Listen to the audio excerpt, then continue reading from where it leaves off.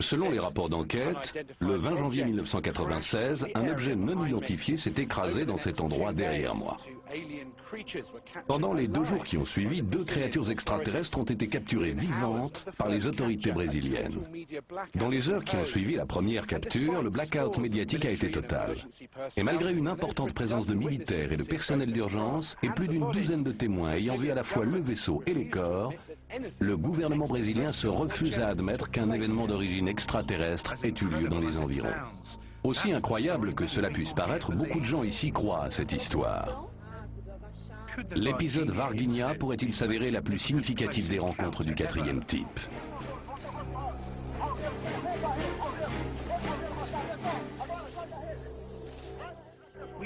Des militaires nous ont dit avoir fait partie d'une unité envoyée pour capturer une créature extraterrestre. Nous avons des récits de témoins oculaires faisant état de créatures transportées à l'hôpital le plus proche et de détails concernant leur autopsie. Et nous avons parlé aux habitants terrorisés qui disent avoir vu un engin s'écraser sur leur ville.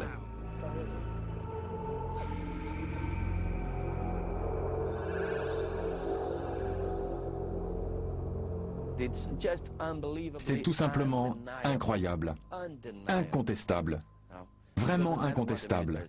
On se fiche de ce que disent les militaires. Ils cachent tout. Ils cachent le fait qu'ils ont capturé des extraterrestres au Brésil et vivants. La créature mesurait environ 1,60 m et avait de grands pieds en V. Sa peau était marron foncé et d'aspect huileux. Elle avait une grosse tête, plus grosse que la nôtre, et des espèces de bosses au sommet, 3 bosses.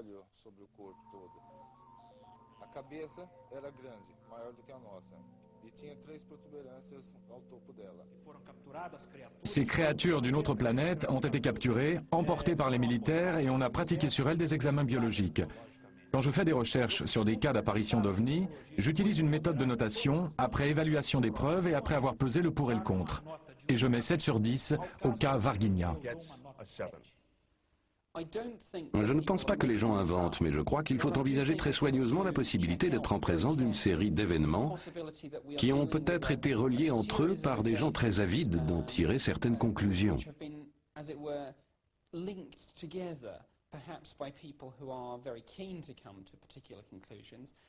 Peut-être sommes-nous seulement en présence d'une série de fausses identifications avec des gens qui trouvent des explications extraordinaires à des faits qui peuvent être assez quelconques. Je crois que cette affaire est très importante et que nous allons prouver que des extraterrestres nous ont vraiment rendu visite. Il est difficile d'imaginer un endroit moins approprié pour ce qui pourrait être le contact le plus important entre l'humanité et une race extraterrestre. Mais c'était déjà ce qu'on a dit à Roswell. Varginha est une petite ville industrielle de 120 000 habitants dans le sud du Brésil. Dès la nouvelle de la capture présumée d'extraterrestres, une armée d'ufologues et de reporters de la presse écrite et télévisuelle internationale a envahi la région pour couvrir ce qui est devenu rapidement la plus stupéfiante rencontre jamais évoquée.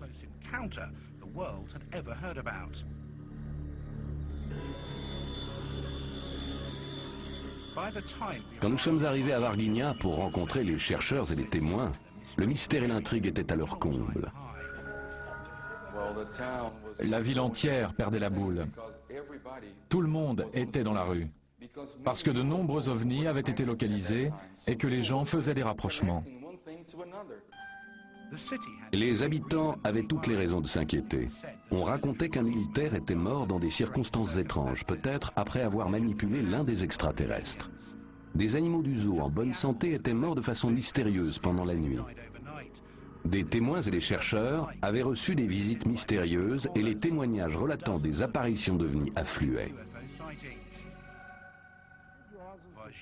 Varginha se débattait dans une transe extraterrestre. O Fantástico teve acesso às declarações secretas desse militar. Segundo os pesquisadores que acompanham o caso Varginha, com tanto medo que não ficava observando muito não. Aí daqui a gente já correu para lá e desceu. E quando a gente estava descendo, a gente olhava. Ce que nous pouvons dire, tout ce que nous pouvons dire, c'est qu'il n'y a pas le moindre doute. Tout ceci est bien arrivé. Nous avons parlé non seulement avec des habitants impliqués indirectement dans l'affaire, mais aussi avec des gens qui ont eu une part active dans les événements les plus importants. Tivemos contatos com testemunhas que participaram diretamente dos principais fatos.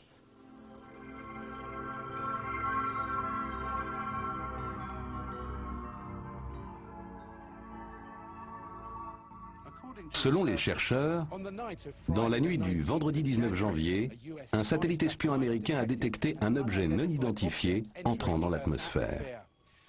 Le système de défense radar nord-américain, le NORAD, dans les Cheyennes, a prévenu le gouvernement brésilien que l'engin se dirigeait vers Varginha.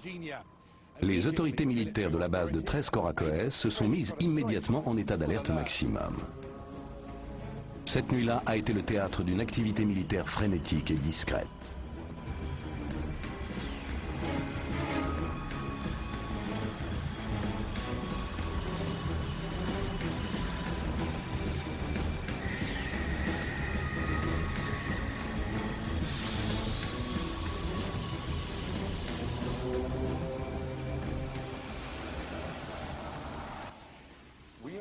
D'après nous, non seulement les Américains ont donné l'alerte, mais ils s'intéressent aussi sérieusement à cette histoire, parce que nous savons que s'ils mettent la main sur une épave de vaisseau, ou encore mieux, sur une de ces créatures, ça peut changer beaucoup de choses.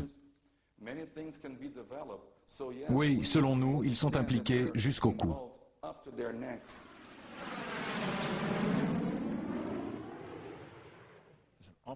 Il y a tout un tas d'équipements sophistiqués là-haut, guettant l'entrée dans l'atmosphère d'un satellite américain ou russe, ou d'une soucoupe volante. Alors, connaissait-on la trajectoire de l'engin? L'armée de l'air brésilienne a-t-elle été prévenue? Quelle a été l'implication du gouvernement américain?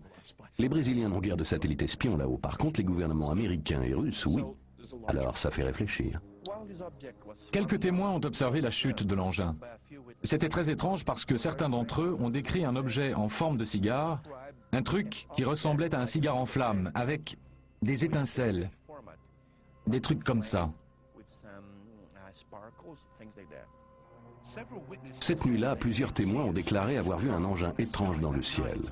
Le 20 janvier au petit matin, Eurico et Oralina des Freitas ont aperçu ce qu'ils pensaient être un ovni plané à 1,50 m du sol, tout près de leur ferme. L'engin semblait en difficulté. On était couchés, mais ma femme n'arrivait pas à dormir. Alors elle s'est levée. On a entendu les vaches effrayées qui commençaient à meugler. C'est ce qui nous a mis la puce à l'oreille. Ma femme est allée à la fenêtre et m'a appelé. Il était à peu près 1 h du matin. Et on a vu un engin qui venait de là-bas avec plein de fumée qui en sortait. Alors j'ai appelé mon mari et on a regardé. J'ai dit, qu'est-ce que c'est que ça? J'ai dit, qu'est-ce que c'est que ça? On aurait dit une espèce de sous-marin volant. Il était très long, avec des trucs qui volaient derrière, comme quand on attache des rubans à un ventilateur. Il était de la taille d'un minibus avec de la fumée partout et il était très clair, presque transparent. C'est la première fois que je vois un truc pareil.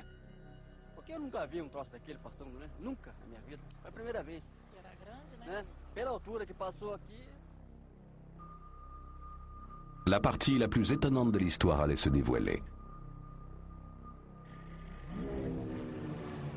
Selon les rapports, à environ 7 h du matin, le samedi 20, les pompiers recevaient un coup de téléphone anonyme les informant qu'une créature étrange déambulait en liberté dans les environs de Varginha. Les pompiers se sont donc dirigés vers l'endroit où la créature avait été signalée, à environ 5 minutes de distance. Mais curieusement, à leur arrivée à Jardim Mandere, un contingent de la base militaire ESA se trouvait déjà sur les lieux. Comment les militaires étaient-ils au courant? Qui les avait prévenus? Était-ce la preuve que l'on cachait quelque chose?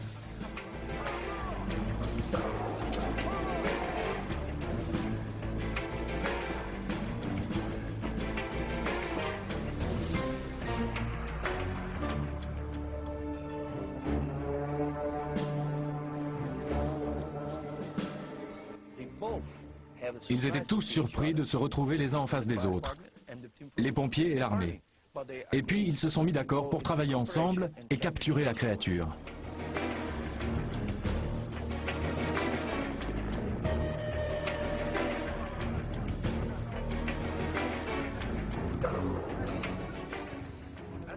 Vers 10h30 du matin, selon les rapports, les pompiers ont localisé une créature recroquevillée dans des herbes hautes. Ils s'attendaient à trouver un chat sauvage ou un chien. Ce qu'ils ont trouvé allait avoir un impact considérable pour la ville de Varginha.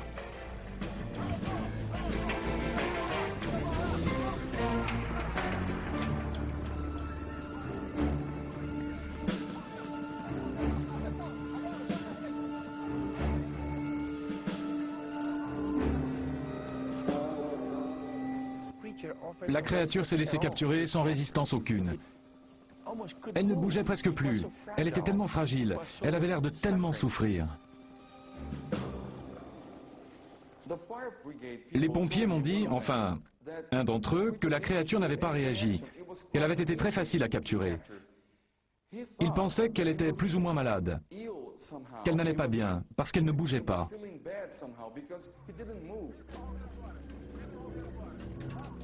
Quand on regarde les témoignages, les dessins qui ont été faits, on n'a pas l'impression d'avoir affaire à des extraterrestres particulièrement évolués. J'imagine très bien un vaisseau spatial qui a des ennuis, une erreur de pilotage sans doute, et ces créatures-là, qui n'étaient peut-être pas aux commandes, et qui se retrouvent lâchées dans la nature. Cet incident a-t-il vraiment eu lieu? Un extraterrestre a-t-il été capturé vivant et emmené par les autorités? C'est ce qu'affirment haut et fort plus de 11 personnes qui se disent témoins oculaires.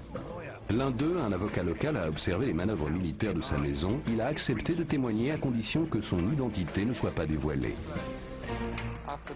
Après avoir vu les soldats entrer dans les bois, j'ai entendu 3 coups de feu.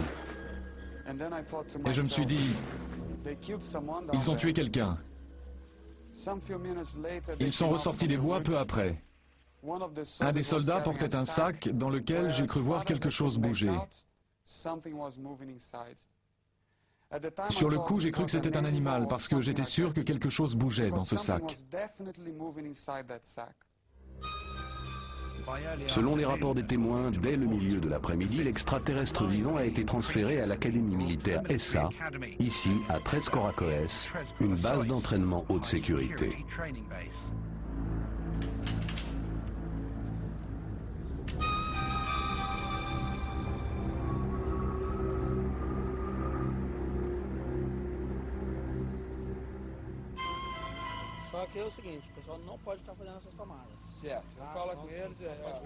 Il faut arrêter de filmer tout de suite.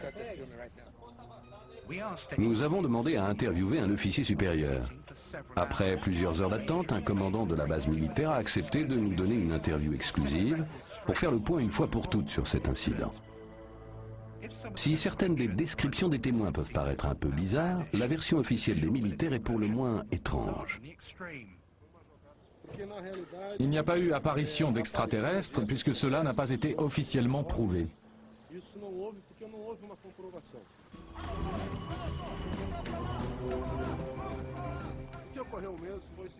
Le 20 janvier 1996, il y a eu de violents orages au-dessus de Varginha. Ici à Tres Coracoes, il y avait une cérémonie. Nous avons dû aussi envoyer 2 camions à réparer pendant qu'ils étaient encore sous garantie. C'est pour ça que nous avons envoyé 2 camions à Varginha.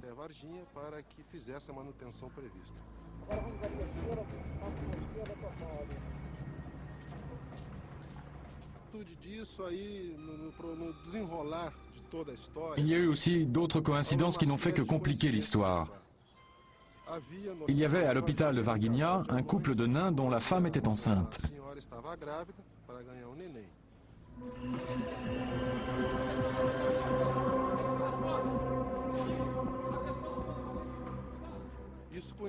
Ce qui coïncidait avec l'histoire des militaires emmenant en camion une créature à l'hôpital de Varginha.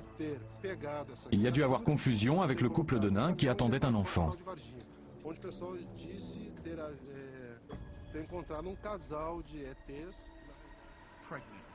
Une naine enceinte, de violents orages et des camions en panne. Étonnés par la version officielle des militaires, nous sommes retournés à la caserne des pompiers de Varginha et nous avons demandé à parler aux hommes censés avoir capturé la créature au matin du 20 janvier. Pourquoi les gens disent-ils que les pompiers ont capturé un extraterrestre ce jour-là? Les gens devraient se demander pourquoi on a dit qu'une dizaine de pompiers avaient capturé des êtres d'une autre planète.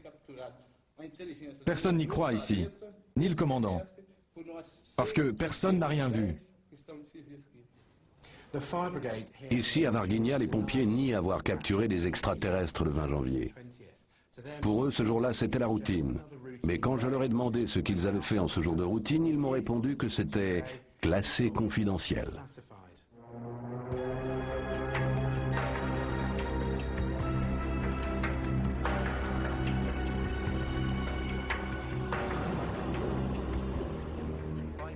Au début de l'après-midi, au plus chaud de la journée, les rues se sont à nouveau vidées.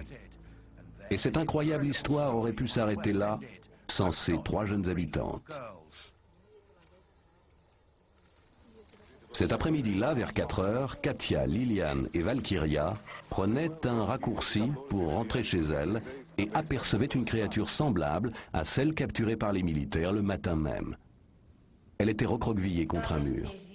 Il était environ 4 heures et on rentrait de l'école. On a pris un raccourci à travers Yardi Mandere pour aller à Santana où on habite. On a vu une créature bizarre, mais d'abord elle ne nous a pas remarqué. Et puis Katia a hurlé, alors elle nous a vus.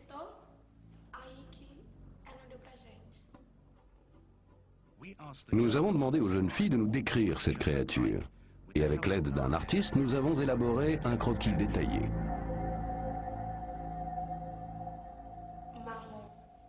Elle était marron, avec une peau qui avait l'air très douce. La peau brillait au soleil, et on aurait dit comme l'extérieur du cœur. Elle avait de gros yeux, ronds et rouges, et 3 cornes sur la tête. Et on voyait ses veines sur ses bras. Quand elle nous a regardés, on aurait dit qu'elle souffrait, qu'elle avait peur et qu'elle avait mal. C'est surtout quand je l'ai regardée droit dans les yeux, je sentais qu'elle souffrait. C'était quelque chose de spécial. Katia et Liliane sont parties en courant, mais moi je suis restée clouée sur place. Mais elles sont revenues et elles m'ont tirée par le bras et on s'est enfui. Alors elles sont arrivées chez elles, et elles ont dit à leur mère, « Maman, on a vu le diable. » Et la maman, qui est une brave femme, a dit, « C'est pas le diable qui va embêter mes filles. » Et elle est allée voir sur place. Mais il n'y avait plus rien, plus qu'une drôle d'odeur. La créature avait disparu. Alors le bruit a couru que quelques jeunes avaient vu le diable.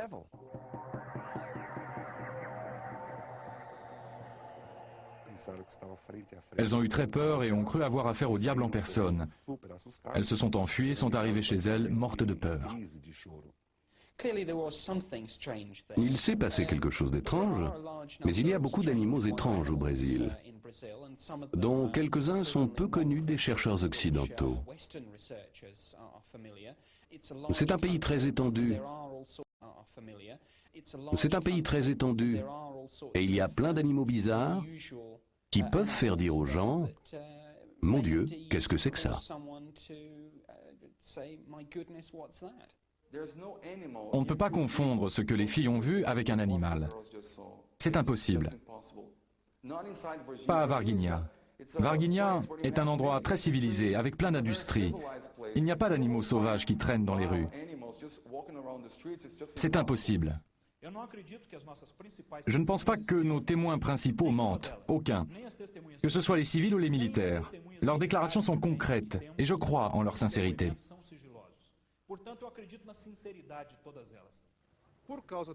Comme je l'ai déjà dit, il y a eu de violents orages ce jour-là.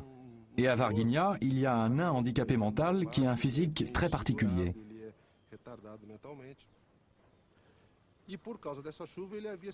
Pendant les orages dont je parlais, il s'est blessé en essayant de rentrer chez lui ou de se mettre à l'abri. Et c'est arrivé près de l'endroit où ces jeunes filles disent avoir vu la créature. À cause de sa peau foncée et de son apparence physique, elles ont très bien pu prendre le nain pour autre chose.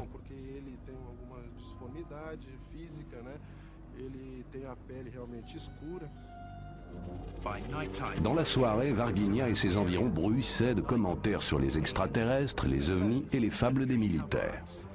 Mais personne n'aurait pu se douter de ce qui allait encore se passer.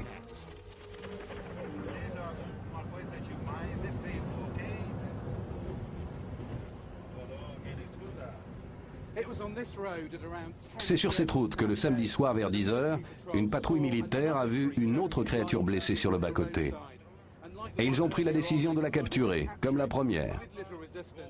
Ils l'ont mise dans un filet, sans trop de mal, et l'ont ramenée à l'hôpital de Varginha, à quelques kilomètres de là.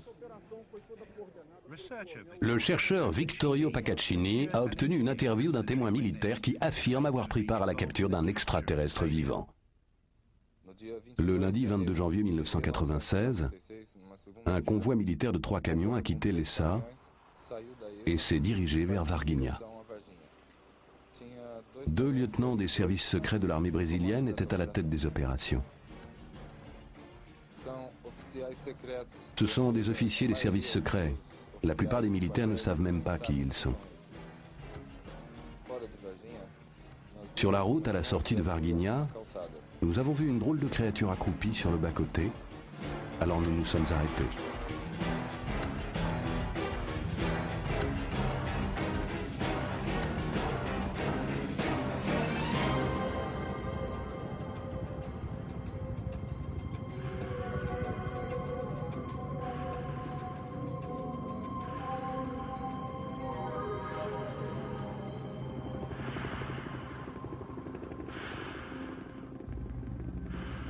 Quand nous avons réalisé ce que c'était, nous avons tous eu un choc.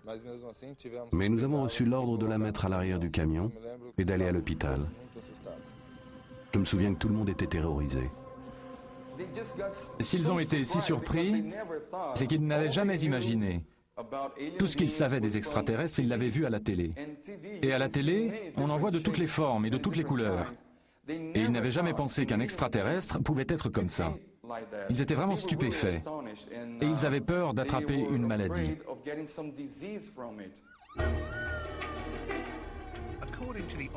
Selon l'officier, la créature a été transportée en ambulance à l'hôpital, mais elle était morte à l'arrivée.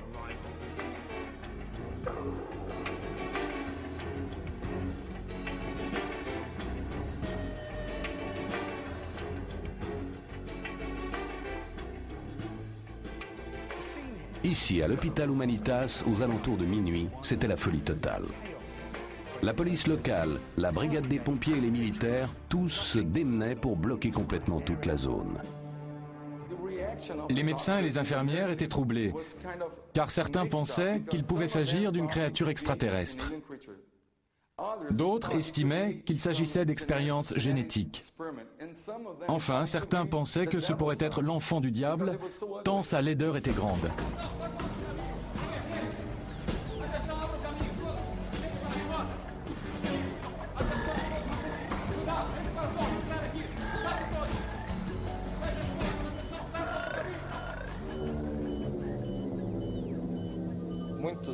Il y avait plein de docteurs, au moins 15. Ils portaient tous des masques chirurgicaux et certains avaient des stéthoscopes autour du cou. Il y avait aussi des militaires, des pompiers. Un des officiers des services secrets filmait tout avec une petite caméra pendant que l'autre prenait des notes.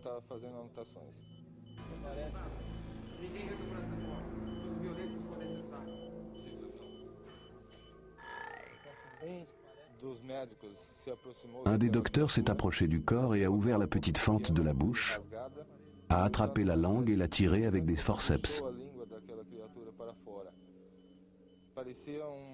C'était une langue plate et noire d'environ 12 cm de long.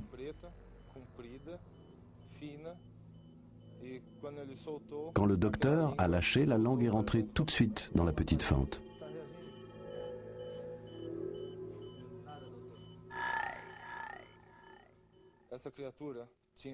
Il y avait une odeur épouvantable d'ammoniac. La créature mesurait environ 1,60 m et avait de grands pieds en V. Sa peau était marron foncé, d'aspect huileux. Elle avait une grosse tête, plus grosse que la nôtre. avec des espèces de bosses au sommet, 3 bosses. A cabeça era grande, maior do que a nossa, e tinha 3 protuberâncias ao topo dela. Elle avait 2 trous à la place du nez, une fente à la place de la bouche et 2 gros yeux ronds sans pupilles. Elle avait des jambes courtes et maigres et de longs bras fins. E não tinha pupilas. As pernas eram curtas e finas, e os braços eram finos e longos. Après plusieurs heures d'examen à l'hôpital, la créature a été transportée avec tout un déploiement de mesures de sécurité à la base de l'ESA à Tres Coracoes.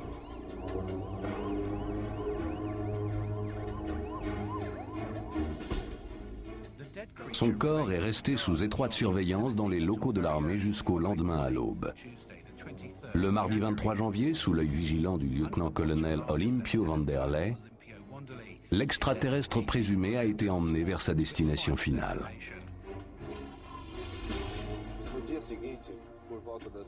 Le lendemain, à 3 heures du matin, le même convoi armé jusqu'aux dents, sous le commandement du sergent Pedrosa, un officier des services secrets, a emporté la créature dans des locaux militaires à Campinas. Ils ont alors passé le relais au capitaine Ramirez, un officier de l'ESA, qui attendait déjà le convoi. Ils ont alors transféré la créature des locaux militaires à l'université Unicamp, dans la même ville. Derrière l'aspect sans prétention des sous-sols de l'université se cachent en fait 2 laboratoires dont l'accès est strictement limité. Pourquoi les créatures ont-elles été transportées là-bas?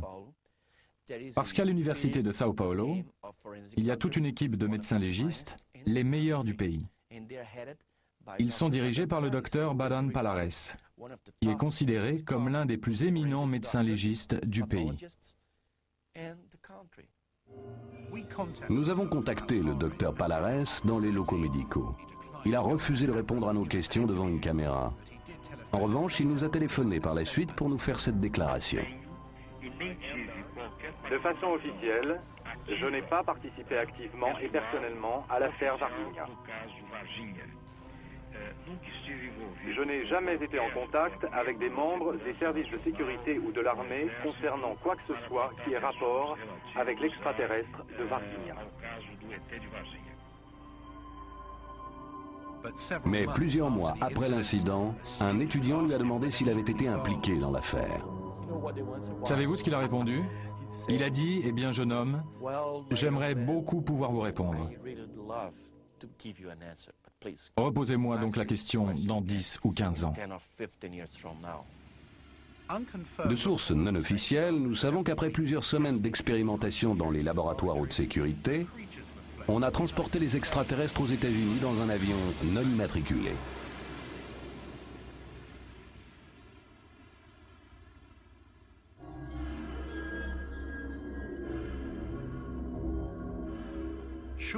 Peu de temps après les événements, l'un des soldats que l'on pensait avoir été en contact avec la créature est mort. Marco Eli Cerese, 23 ans, était policier militaire en civil à la base militaire.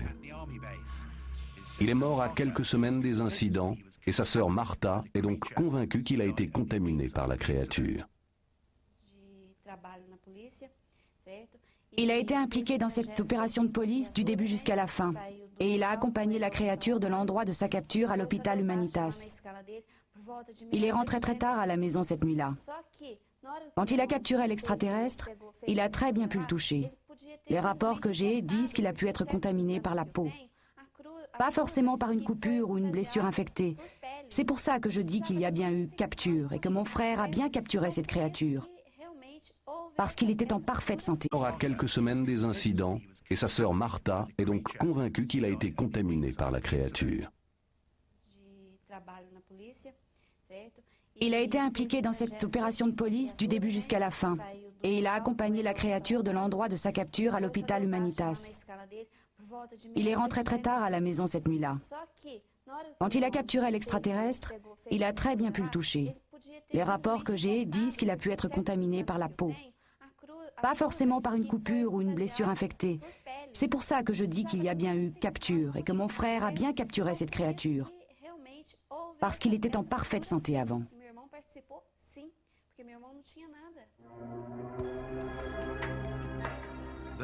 Les docteurs ont dit qu'il n'y avait pas besoin d'autopsie et ont donné l'ordre d'enterrer le corps immédiatement.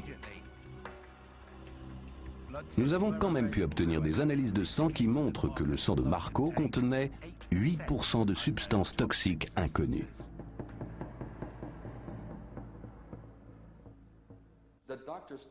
Les médecins ont dit à la famille d'enterrer le corps immédiatement, sans cérémonie. La famille ne comprenait pas pourquoi, mais ils ont obéi aux médecins. Et maintenant, ils poursuivent en justice l'État du Minas Gerais, parce qu'ils veulent exhumer le corps de Marco Eli Tcherese. Mais je me rends bien compte qu'ils n'y arriveront jamais, parce que ça concerne les militaires, parce que c'est un sujet classé sécurité nationale, et que le juge ne les laissera pas faire. Plusieurs chercheurs ont essayé d'obtenir des autorités confirmation des événements de ce week-end. Mais elles ont bien évidemment refusé de parler. Et tout le monde voulait savoir, exigeait des réponses. Les pompiers niaient tout en bloc.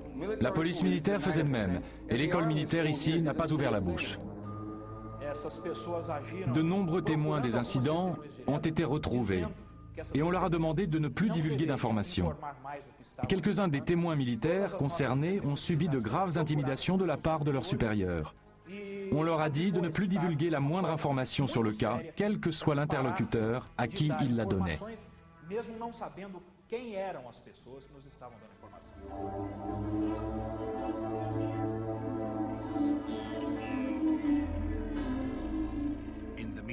Sous la pression des médias et du public qui exigeaient des déclarations, les militaires ont tenu leur propre conférence de presse au cours de laquelle le général Lima, commandant de l'ESA, a nié publiquement toute participation de l'armée.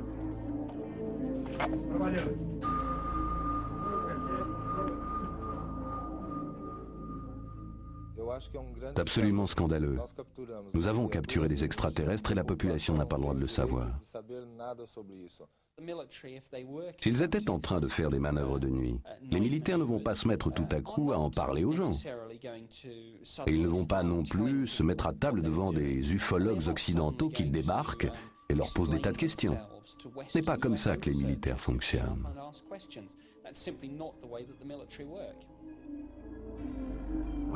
Nous avons essayé de contacter le général Lima, mais les militaires brésiliens nous ont dit ne pas savoir où le trouver.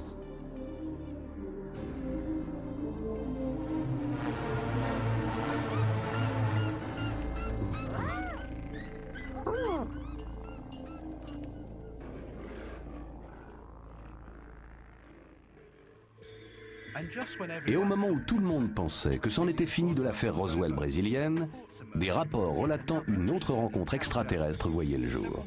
Plusieurs mois plus tard, une vieille dame, Madame Klepf, dit avoir vu une créature pendant qu'elle était à une fête au zoo. Elle a été tellement secouée qu'elle est restée paralysée plusieurs minutes. Je suis sortie fumer une cigarette sur le balcon. Et j'ai vu quelque chose de vraiment très laid. C'était marron foncé, avec de gros yeux globuleux et rouges.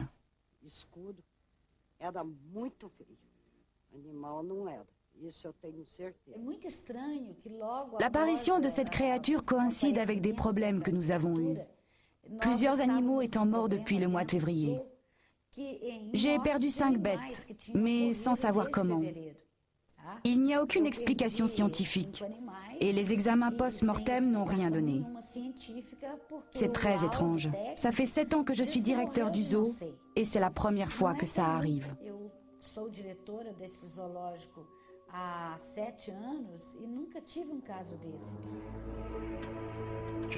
Ce qui s'est exactement passé à Varginha ce week-end du 20 janvier 1996 reste nimbé de mystère. D'un côté, nous avons les habitants qui disent avoir vu des ovnis, des soucoupes volantes accidentées et des extraterrestres capturés par les militaires. De l'autre, nous avons l'armée et les autorités qui nient tout en bloc. Des habitants au bord de l'hystérie et aucune preuve matérielle écrite ou filmée. Mais peut-être la clé du mystère de l'affaire Roswell brésilienne rôde-t-elle toujours dans ce zoo. La créature que Mme Klepf dit avoir vue n'a jamais été capturée et personne ne sait où elle s'en est allée. Je veux savoir ce qu'il est advenu de ces créatures. Je crois que le monde entier veut savoir si ces créatures sont toujours au Brésil et ce qui leur est arrivé. Nous pensons que s'il peut être prouvé que cette histoire est réelle, ce cas aussi est important, si ce n'est plus que l'affaire de Roswell.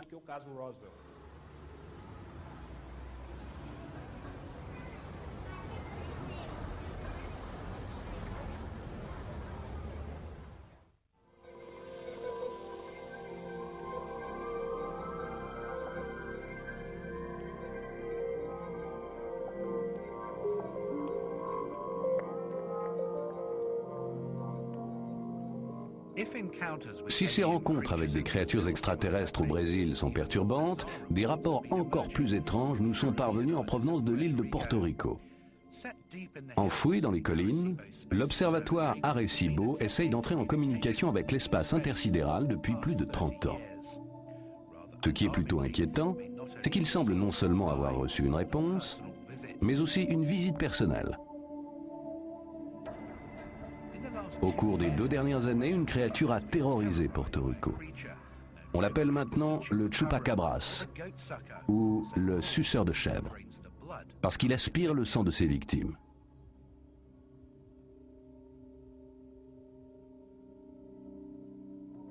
Nous avons pu obtenir les seules images de ce qui pourrait bien être un chupacabras. Les sceptiques disent qu'il s'agit seulement d'une carcasse de chat sauvage.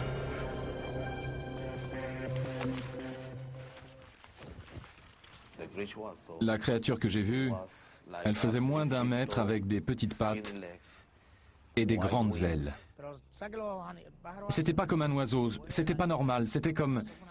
Les oiseaux volent, mais ça c'était très rapide. Wow, c'était quelque chose de bizarre, de pas normal. Le mystère du chupacabras reste entier. Certaines personnes pensent qu'il est le résultat d'expériences génétiques secrètes et qu'il s'est échappé des bases militaires américaines de l'île. D'autres sont convaincus qu'il s'agit de créatures venues d'une autre planète. Les autorités portoricaines disent qu'il s'agit seulement de chiens sauvages. Quelle que soit la vérité, les habitants ici vivent dans la terreur. La tête était toute petite, avec 2 trous à la place du nez et une bouche qu'on ne voyait presque pas. Les yeux, on aurait dit 2 gouttes d'eau, mais rouges. J'ai regardé et j'ai vu 2 créatures avec des yeux verts phosphorescents qui sont devenus rouges quand ils m'ont observé. Alors j'ai senti comme un courant et je ne pouvais plus bouger. Je ne savais pas si c'était parce que j'avais très peur ou parce qu'ils m'envoyaient quelque chose. La créature mesurait entre 90 cm et 1,20 m. Elle était grise avec des yeux rouges et une crête sur le dos.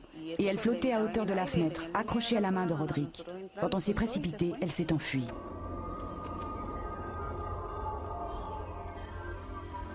Jorge Martin est bien connu dans cette petite île.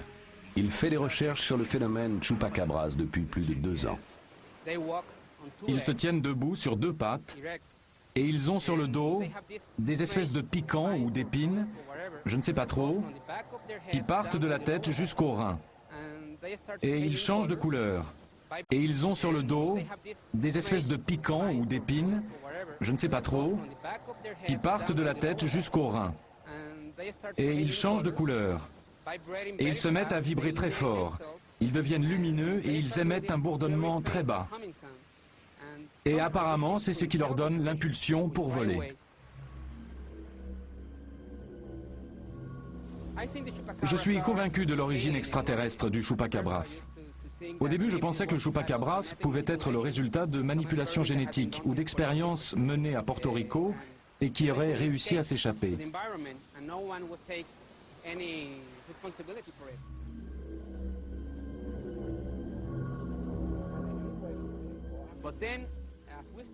Mais quand nous avons commencé à recueillir de plus en plus de témoignages d'observateurs fiables et sérieux sur tout le territoire de l'île, récits mêlés à des histoires d'ovnis et d'enlèvements, j'ai changé d'avis.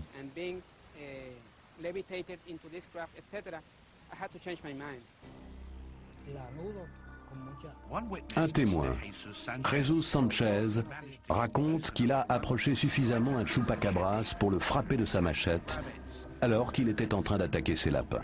Il est certain que la créature n'est pas un animal ordinaire. J'ai entendu un bruit et je suis sorti pour voir ce que c'était. Quand je suis sorti, la créature a surgi devant moi et je l'ai frappée avec ma machette. Quand je l'ai frappée, elle a fait un bruit comme si je tapais sur un tambour. Elle s'est enfuie à toute vitesse.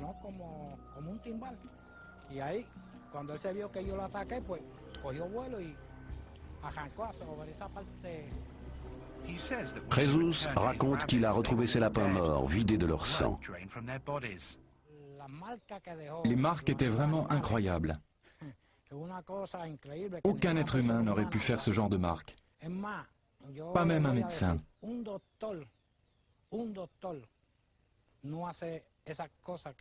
Les lapins avaient des trous dans le cou. Ils traversaient les veines. Comme après une opération. Personne ne peut faire ça ici. Nous lui avons montré des dessins d'artistes représentant un chupacabras fait d'après d'autres témoignages.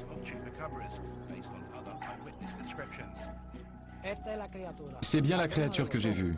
La forme des yeux, les ongles, les serres.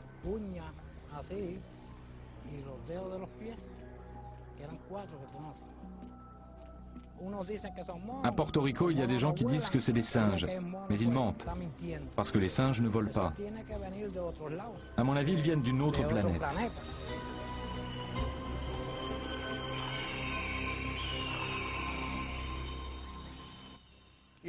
Ce qu'on trouve génélement en autopsie, ce sont des blessures parfaitement rondes, d'un demi ou d'un centimètre de diamètre.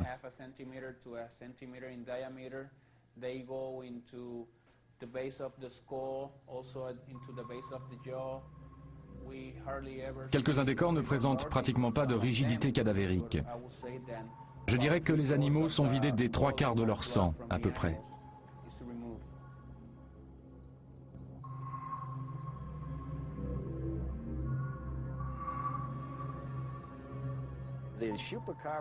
Quand il passe à l'attaque, le chupacabras sort, semble-t-il, une espèce de sonde de sa bouche. Une sonde qui a l'air assez longue, de 15 à 20 cm. Et il enfonce cette sonde dans le cou de petits animaux, comme des poulets, des canards ou des oies.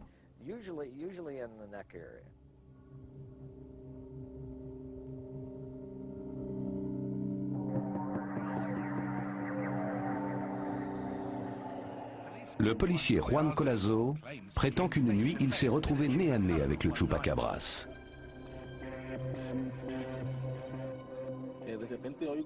Tout d'un coup, j'ai entendu l'alarme de la voiture.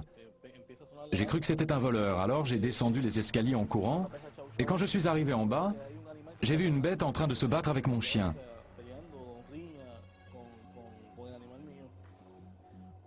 Quand je me suis approché, j'ai compris que c'était le chupacabras, parce que j'avais déjà entendu des descriptions. Alors j'ai reculé, et je lui ai tiré dessus avec mon pistolet. Quand je lui ai tiré dessus, il s'est enroulé comme un ver de terre. Et puis il a roulé sur le sol jusqu'à ce qu'il se cogne contre un mur. Et puis il s'est relevé et il a disparu en quelques secondes à une vitesse incroyable.